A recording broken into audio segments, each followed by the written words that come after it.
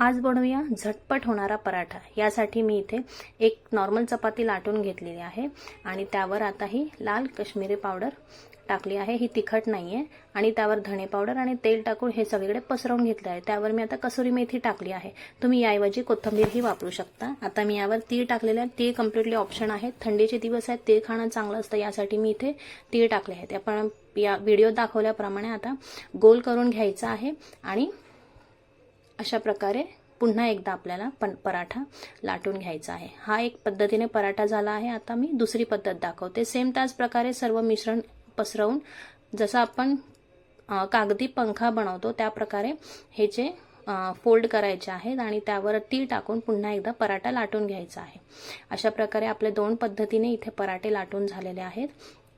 आता याला छान बटर, तूप, तेल जे काही तुमच्या आवडीने तुम्ही ते लावून छान पराठा भाजून घ्यायचा आहे।